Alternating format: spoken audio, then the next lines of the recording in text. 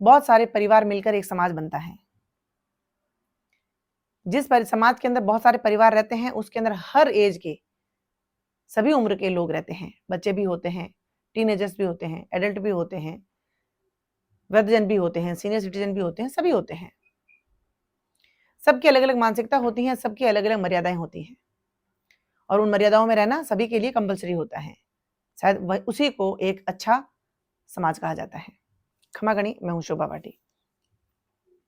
कुछ चीजें आज समाज के अंदर इतनी गंध फैला रही हैं, कुछ चीजें इस समाज के अंदर बीमारी का रूप ले रही हैं।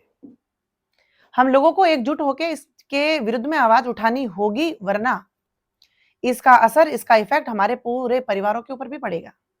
अगर हम ये कह के इस बात से छुटकारा पा लें कि हमें क्या लेना देना, हम ऐसा नहीं कर रहे हैं, कुछ भी हो, कोई बीमारी, कोई संक्रमण या फिर कोई भी गंदगी अगर हमारे समाज में फैल रही है, तो उससे हम लोग वंचित नहीं रह सकते, हमारे ऊपर भी उसका असर रहेगा। आज समाज के अंदर न जाने कितनी बेटियां जो टीनेजर्स हैं, जो कि अभी 18 की भी नहीं हुई हैं, 17, 16 की या 18 की, उससे ऊपर की, हम आए दिन न्यूज सुन रहे हैं। वो बच्चियां अपना जीवन साथी चुन के घर छोड़ के भाग जा रही हैं। न जाने कितने परिवार इस समस्या से जूझ रहे हैं। उनकी बेटियां पढ़ाई का बहाना करके, कॉलेज का बहाना करके, और भी किसी का बहाना करके, या फिर पेरेंट्स को मूर्ख बनाकर वो लड़कियां ये कहती हैं कि हमने अपना जीवन साथी चुन लिया है और आप अग्री नहीं करते हो तो हम तो चली जाती हैं, और वो चली जाती हैं। ये डिसीजन उनका खुद का होता है।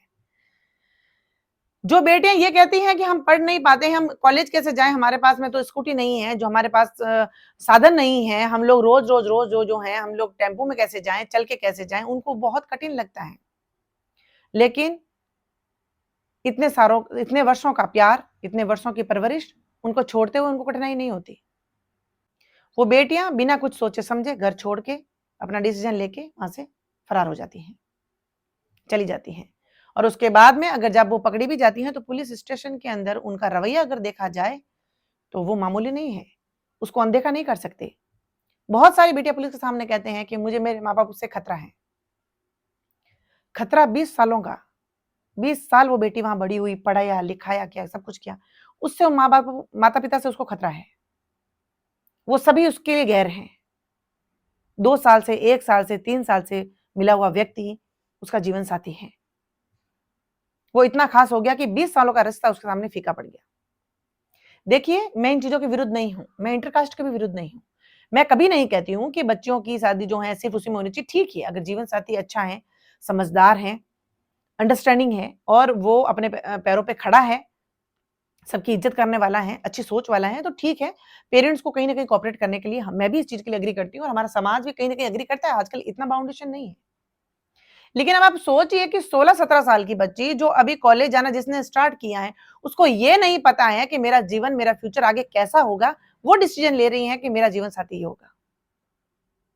माता पिता को कभी किसी बच्चों से कोई दिक्कत नहीं है, माता पिता कभी उनके दुश्मन नहीं है, या फिर उनके विरुद्ध में नहीं खड़े हैं। उनका सबसे पहला ये कहना है कि वो अपनी पैरों पे खड़ी हो जाए, आप सक्षम बन जाइए। एक बात मैं आप लोगों को हो सकता है बहुत कड़वी लगेगी, लेकिन एक बात बताना चाहती हूं। वो पेरेंट्स जो आपके लिए निस्वार्थ आपके ऊपर पैसा खर्च कर रहे हैं, वो पेरेंट्स जो आपके लिए पल पल सपने संजो रहे हैं, वो पेरेंट्स जो आपके फ्यूचर की चिंता कर रहे हैं, वो 15, 20, 22, 25 साल, कितने भी वर्ष हो सकते हैं, जितने भी आप वर्ष के हैं, वो निस्वार्थ आपका पालन पोषण कर रहे हैं, आपकी परवरिश कर रहे हैं। उतना निस्वार्थ काम करने के बावजूद भी आप एक झटके में उनका विश्वास तोड़ के उनको छोड़ के चले जाते हैं। आप कहते हैं कि इनसे हमारा कोई रिश्ता नहीं है। अब आप सोचिए, थोड़ा सा प्रकृति का नियम सोचिए कि 20 वर्षों का निस्वार्थ प्यार जिसने आपको दिया, उनको आप ठुकरा के चले गए। जिस व्यक्ति के साथ आप जा रहे हो, इसकी क्या गारंटी है कि वो आपको नहीं ठुकराएगा? कल को उसकी इच्छाएं पूरी हो गई, उसको जो सोचा वो उसको नहीं मिला, वो आपसे संतुष्ट नहीं हुआ, उसके जीवन में कोई बेटर ऑप्शन हो गया, इसके लिए आप कैसे कमिट कर सकते हैं कि वो आपको नहीं ठुकरा सकता है? आप सोचिए, समझिए इस बात को कि मैं अगर ऐसा कर सकती हूं, तो प्रकृति मेरे साथ कुछ भी कर सकती है, ईश्वर मेरे साथ कुछ भी कर सकता है। उसके लिए आप तैयार रहना, क्योंकि हट ये होती है आप पढ़ें, लिखें, सक्षम हो जाएं, अपने पैरों पे खड़े हो जाएं, सोर्स ऑफ इनकम आपका खुद का है और आप एक समझदार हैं, आपने एक उम्र ली है, अब आप अपने पैरों पे खड़ी हो गई हैं। उसके बाद में ठीक है, अगर आपको लगता है तो आप अपने पेरेंट्स से बोलिए कि मुझे ये पसंद है और हो सकता है मेरे लिए ये इससे बेटर जीवन साथी कोई नहीं होगा, प्लीज आप मुझे इससे शादी करने के लिए अनुमति दे दीजिए। सब कुछ ठीक होने के बावजूद भी कुछ पेरेंट्स जो हैं रूढ़िवादिता को मानते हैं, मैं मानती हूं। अगर उसके अपने लाख समझाने के बावजूद भी अगर आप जो हैं इस चीजों के लिए नहीं वो अग्री करते हैं आपको, तो ठीक है, वहां पे मैं उन पेरेंट्स को थोड़ा सा कहना चाहूंगी कि सपोर्ट कर लें। अगर पढ़ा लिखा है, समझदार है, अच्छे खानदान से है, महिलाओं की इज्जत करता है और आपकी बेटी को लगता है कि आपकी बेटी के लायक है, तो आपको वहां पे हामी भर देनी चाहिए। वहां पे अगर थोड़ा सा पेरेंट्स सपोर्ट कर देते हैं तो वो थोड़ा सा ठीक लगता है। लेकिन आप अभी कुछ हुई नहीं, आप अपने पैरों पे नहीं खड़ी हैं, अब आपको यही नहीं पता कि जिंदगी का उसूल क्या है, जिंदगी कैसे जी जाती है।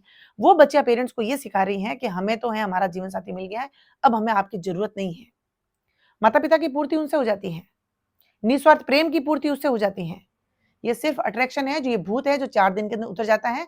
फिर आप जैसी लड़कियां किसी रेड लाइट एरिया के अंदर पाई जाती हैं, या फिर कहीं मरी हुई पाई जाती हैं, या फिर उनका पता ही नहीं होता है वो कहां गई, उनको दूसरे देशों में भेज दिया जाता है, चली जाती हैं वो लोग, और वहां जाके फिर वो गिड़गिड़ाती हैं, बोलती हैं कि हमारी कोई मदद नहीं कर रहा, या फिर हमें कोई मदद कर दे। कौन मदद करेगा?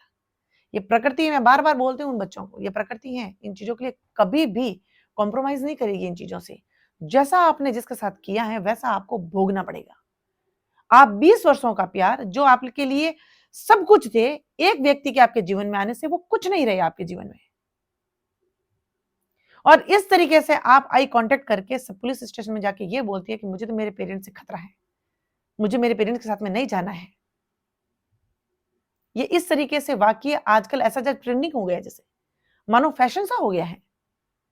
आप लोगों को मर्यादाओं में रहना होगा।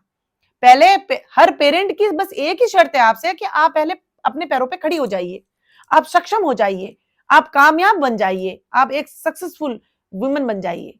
फिर उसके बाद में अगर आपको लगता है कि मेरे जीवन साथी ये है तो it's okay, they will accept.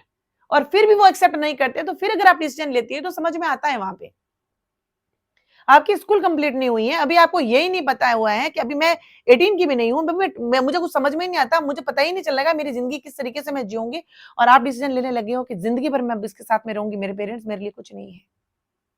इस तरीके से कभी भी ये समाज या फिर ये प्रकृति कभी एक्सेप्ट नहीं करेगी। इस तरीके से थोड़े से अट्रैक्शन के लिए, थोड़े से लालच के लिए, थोड़ी सी अपनी भूख के लिए, हवस के लिए आप ये बोल रही हैं कि खून के रिश्ते या फिर ये निस्वार्थ मेरे ऊपर जान लुटाने वाले रिश्ते हमारे लिए कुछ नहीं है, हमारे दुश्मन है। ये बच्चों का डिसीजन ठीक नहीं है। पहले आप शिक्षित हो जाइए, सबल बन जाइए, पैरों पे खड़ी हो जाइए, कामयाब बन जाइए, फिर उसके बाद में जीवन साथी को चुनिए। या फिर अगर आपको लगता है कि कोई आप लोग को लग रहा है कि ये मेरे लिए ठीक है, उस रिश्ते को होल्ड पे रखिए। जब आपकी पढ़ाई लिखाई पूरी हो जाती है फिर उसके बाद में आप डिसीजन लीजिए, आराम से लीजिए, इस समाज में रहते हुए लीजिए। कोर्ट कचहरी बने हुए हैं, बाकायदा अगर पेरेंट्स नहीं करवाए आप वहां पे शादी कर सकती हैं। लेकिन अब पहले अपने पैरों पे खड़ी हो जाइए और इतनी आपके अंदर समझ आ जाए कि कौन से डिसीजन मेरे लिए सही है और कौन से डिसीजन मेरे लिए गलत है, तब जाके डिसीजन लीजिए। वरना इस तरीके से जोश जोश में बहुत सी लड़कियों को देखे हमने डिसीजन लेते हुए और उनकी जिंदगियां कटे हुए फ्रिज में मिली है या फिर कहीं पे झाड़ियों में मिली है उनकी लाशें। आज भी वक्त है, सोचें, समझें, पैरों पे खड़ी हो जाइए, सबल बन जाइए, सफल बन जाइए और उसके बाद में ऐसे डिसीजन लीजिए।